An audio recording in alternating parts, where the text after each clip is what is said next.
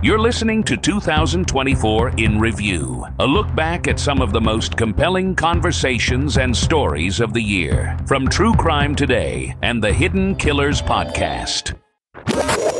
This is the Hidden Killers Podcast with Tony Brueski, featuring retired FBI Special Agent Jennifer Coffindaffer. I wonder if part of him not going down over the last 30 years has a lot to do with those cameras in that house, in the same way that Epstein allegedly had those cameras. Now, we'll never see those tapes because they likely include politicians and people in far higher places of power than Diddy. But this ain't that. So if those tapes exist in Diddy's house, we're talking a lot of celebrities. We're talking a lot of A-list people who have partied with him over the years. And I am wondering if anybody that, kind of did feel slighted by Diddy, that did want to come out in the past, never did, because maybe they had some wrongdoing at one of those parties. And Diddy's like, yeah, you want to do that? You're going to go down too. Guess what I got on tape? Yeah, I think that's exactly part of the component in the whole thing. And I think with what happened with Epstein and the way that was so brushed under the carpet for so long, and all the individuals that, it's still going on. Yeah. People really don't have the answers. Finally orders, information is coming out. And I think on this one, we're going to see much more transparency than we've ever saw in the Epstein matter. And I'm here for it because I truly believe many of these young individuals, as it was described, let's take young individuals that don't know they're good, that have talent but haven't been discovered, and we're basically going to exploit them for our own purposes, and then, whatever happens from there in terms of their career. But it's sad to think that how many people this could be happening to. The exploitation of these young artists and young people that get, they become involved in sex with these celebrities because they're celebrities. Yeah.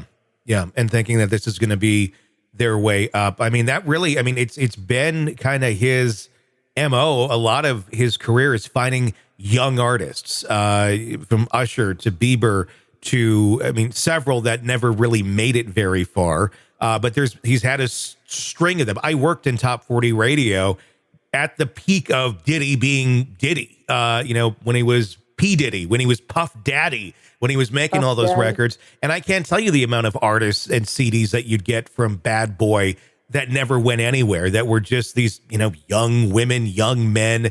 And you look back on it now and you go, oh my God, like how much of this was involved in something like that, where there might have been ulterior motives for getting them on a record that was crap, but more so for his own things, if you will. Right. The quid pro quo that has been alleged is really sick. And I'm hoping that, we get the truth one way or the other. I know a lot of people are upset. They say, well, listen, with the show of that happened at both of his homes, these exclusive homes, and MRAPs and military style vehicle and SWAT teams and everything, he's ruined basically. That it's too much to come out from underneath. But what people don't understand, I don't think, is listen, these agents want to go home. They want to have dinner with their families. And you have to have speed, surprise, superiority of manpower when you go into a palatial estate where there's guns, there's drugs, and that there are people in there with some serious backgrounds that aren't good, rap sheets. And you put that all together, and of course you're going to make sure that you're safe. You can't just say, hey, John, hey, Bob, hey, Susie, let's go and arrest P. Diddy, or not arrest P. Diddy. Let's go search his house. Yeah. You need those kinds of numbers. And you remember there's a clearing team that just goes in to clear and make everything safe. And then you have a whole nother group that their only responsibility is collecting evidence. So you have sort of the people that are supposed to make everything safe. And that's why people were handcuffed. It wasn't trying to make a show. That's how we do things, whether your name is P. Diddy or whether your name is John Smith. Mm-hmm.